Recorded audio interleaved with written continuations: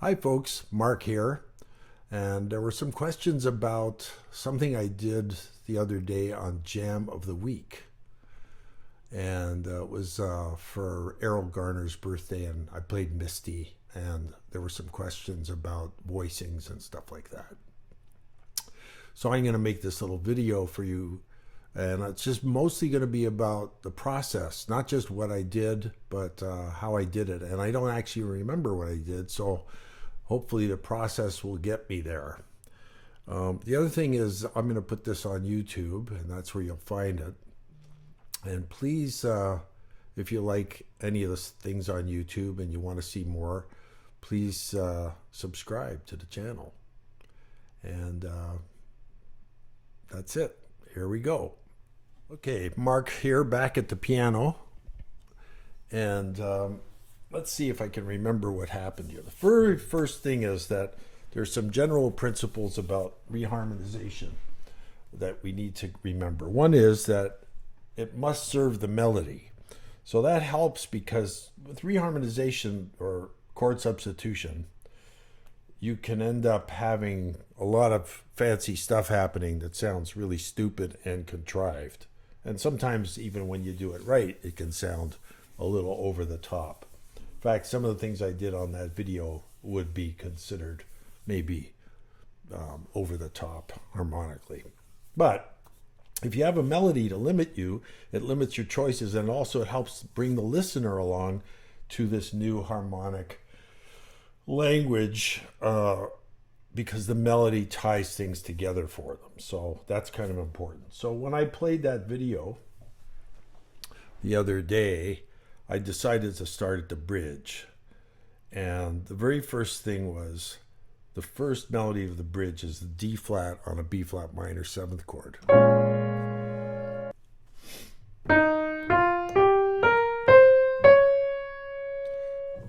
So I want to harmonize this melody going down in semitones in the bass.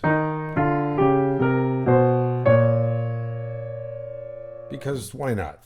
That's logical, and you could make all these dominant chords if the voicing and the melody allows it, or other kinds of chords, parallel minor chords or whatever. So I just thought, well, here I am with a bass line that starts on E flat and a melody that starts on E flat, and I'm in the key of E flat, so maybe I'll make it E flat 7, sus. And the next melody is F. So the bass note's D, so it could be D minor, but let's make it D7 sharp 9. Then D flat 7 sharp 11. And then the melody's B flat on a C 7th chord, and the best way to voice that is a G flat triad over C and E. Now here comes the problem note. It's a C over a B. So I'm going to play B7, 9, a flat 9, which is the melody note. 13 is the A flat, which looks like an A flat triad in the right hand over B. So all of it together sort of sounds like this.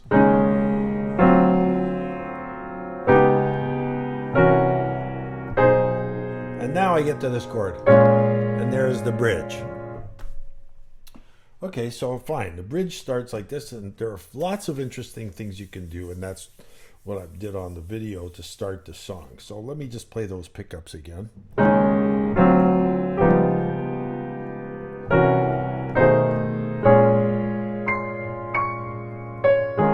Okay, so here's B flat minor, and the tune should go like this,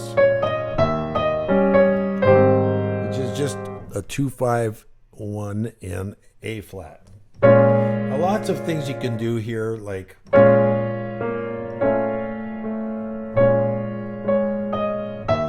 my biggest concern is, what do you do here? Well, there's a great solution to go with two different kinds of triads over E flat 7. One is the one built on the flat 5, A, and the one built on the 6th degree of E flat, which is C. These both are from the diminished system.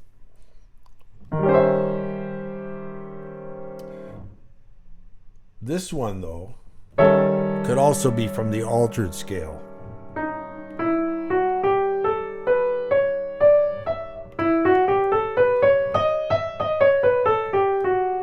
There it is. I played it wrong the first time. So there, and guess what? You could go.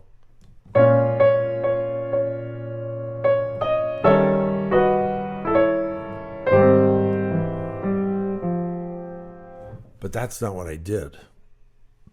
But let's continue along the lines of just upper voice triad or upper structure triads for that spot, just to talk about it.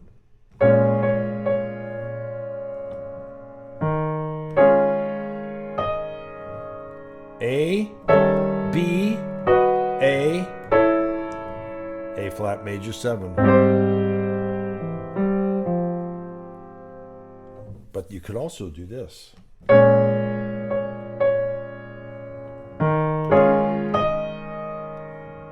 C, B, A. That's cool. So that's a great way to play the bridge if you're playing a 2-5-1 in A flat.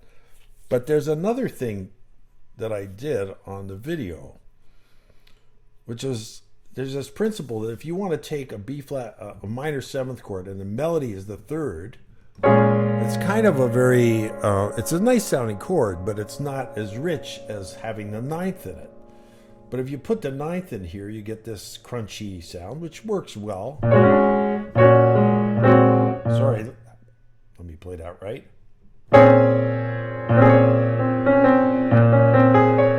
So you could do that. There's a nice way to voice it.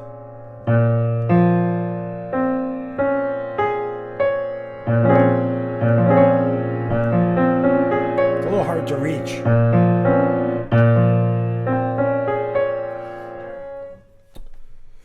But there's another trick. The idea is that anytime the melody of a minor 7th chord is a minor 3rd, what you can do is make it the 9th of a minor 7th chord a semitone higher. So in this case, B flat minor 7 could be B minor 7. This kind of trick is something you will have seen in many jazz compositions, let's say by Benny Golson.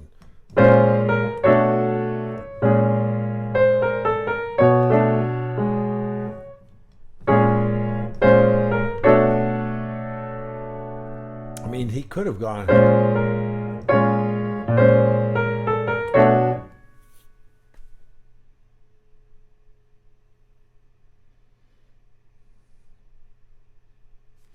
So regarding one principle that you could use is when a chord is B flat, a minor 7th chord with the minor 3rd in the melody, you have this problem because it's kind of not a great way to play. You can't play the 9th up here if the melody is there. You could kind of bury it, which sounds like this.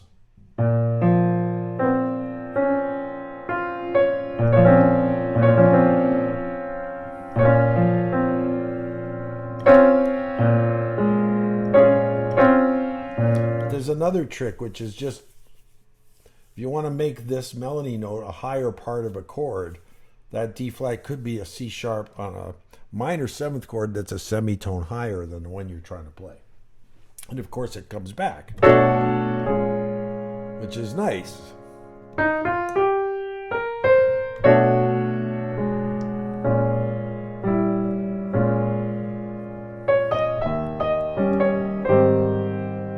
So, I mean, that's pretty clear.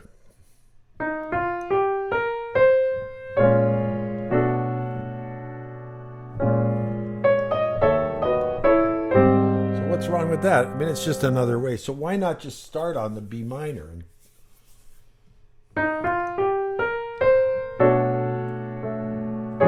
And then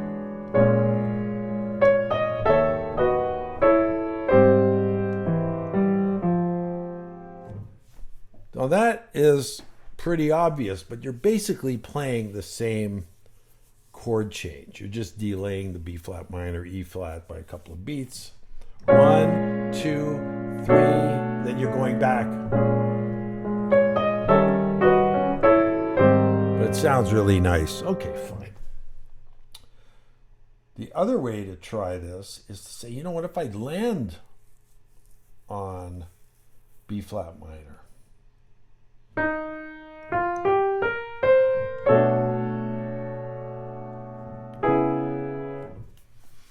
and don't go back down.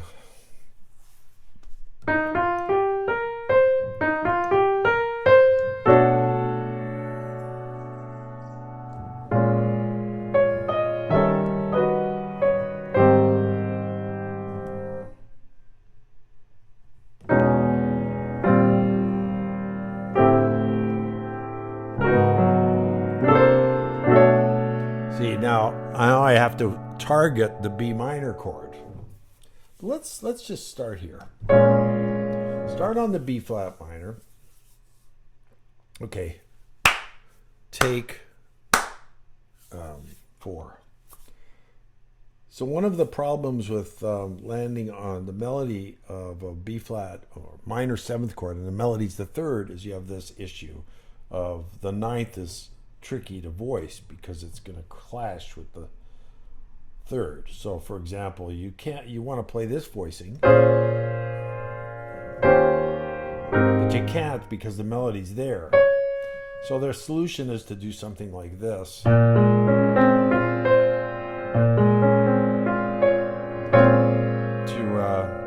Bury the 9th down here next to this 3rd.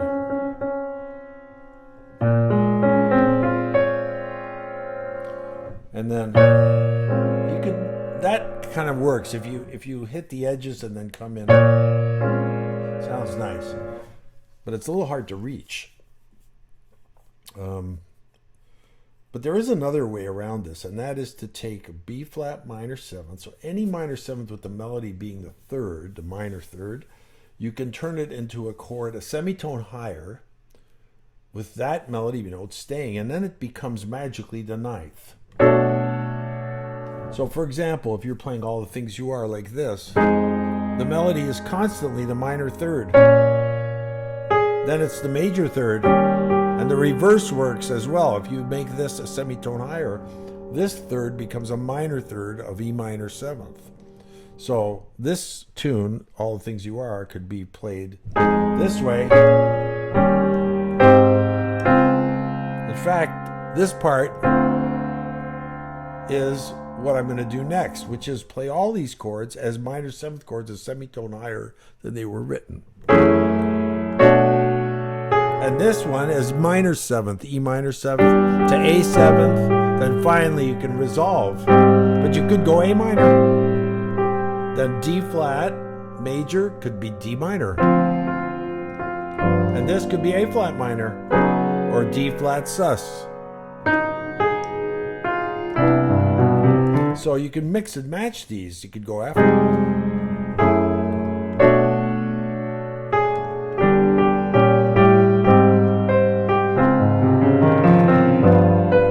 Watch, I should go C major, go C sharp minor, C minor, F sharp minor, B7. Now I should go to B flat 7 here, but you could go B minor. So messing around with these 3rds is kind of cool. So back to the example at hand. Instead of doing that, we'll keep going. We'll hit this chord. Then go to B minor now. Okay, so once you've made that decision, you could go back down. But here's the cool thing. You're already going up. And maybe there's a way to go up from B and end up somehow resolving to A flat when you need to. So one of the interesting things you could think about is this thing called the daylight progression. Could you do this?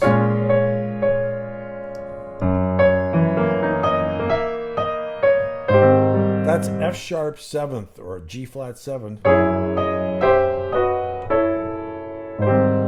So that now I'm turning this E flat 7 into a G flat 7th, and it resolves at flat 7 1. That's another way to get to 1. A flat is 1 in this case.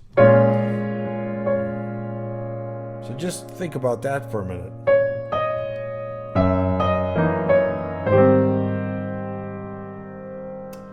But we're almost there, because what comes before F sharp 7 would be a C sharp minor 7th. So why not go B flat minor, B minor 7th, C sharp minor. Now it still feels like we're going up. And then you resolve to A flat and it works. But here's the really cool part. The melody here is a C on the A flat. That's our target. Well, the irony is that the F sharp 7th or G flat 7th really loves, it looks like a C7 altered anyway, or G flat 7. It resolves to F beautifully. F minor if you want, and F major if you like, because the melody is a C, so it can take either minor or major sounds. So that means you could go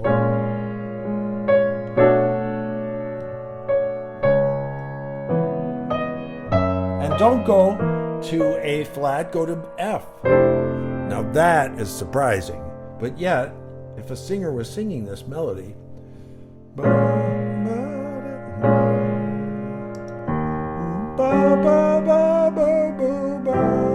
works. Not only that, E flat 7 works.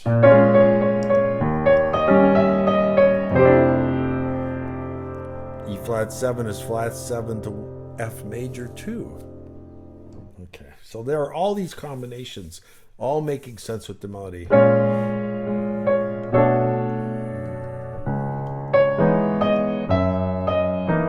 Now, you got to get to A flat, so you go G minor, then you go A flat. And so you need to get to the A flat for the pickups into the next part of the tune. So the F major is a delaying tactic. So once again, they have the bridge, pickups.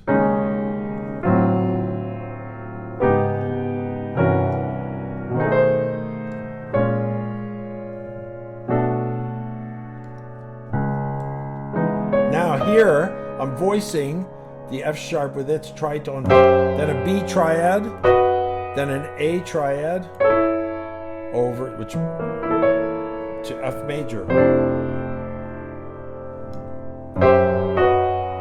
It could also be this, which is just G. See, you have to think about the voice leading, because the A sounds pretty, but so does the, which gives you the sharp 9. But you kind of want to resolve to this A, so maybe this should be the chord.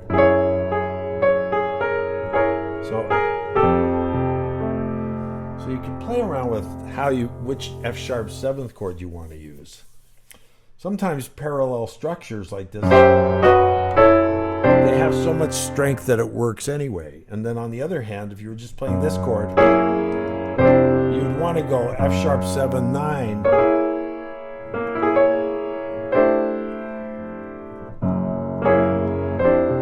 So there are still lots of things inside all this that you can do that make it even different in itself. So here it comes, B minor, C sharp minor. See, that time I didn't even voice anything. I just played the melody single notes, and with this. Now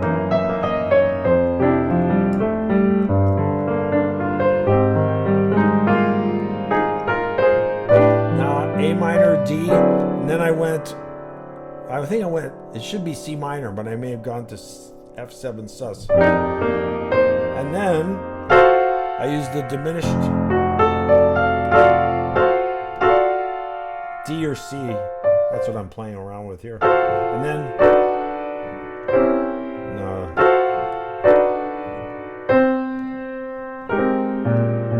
F7 goes to B flat. We'll make it a B flat 7 sus. And then a diminished chord, which is like C7 flat 9, like going back to F minor, over B flat, all over. And then, this is a nice way to play the pickups. F, this is the Kenny Barron voicing. 2/5, 2 sets of 3/5. And then instead of B flat 7, go to E7 sharp 9, which is a tritone sub. And then the old D over E flat trick.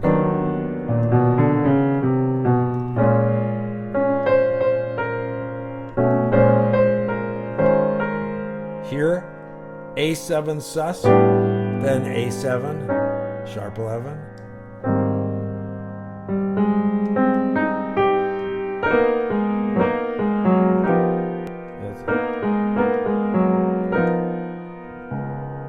Now here, you can go G7.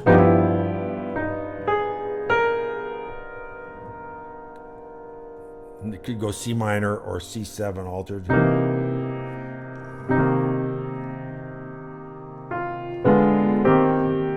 Okay, here got F minor here, but make it the 9th of F sharp minor. There you go. You don't have a lot of time because you got to get to the F minor for that C natural. So that's an example of using that. I think that happened in the video I made.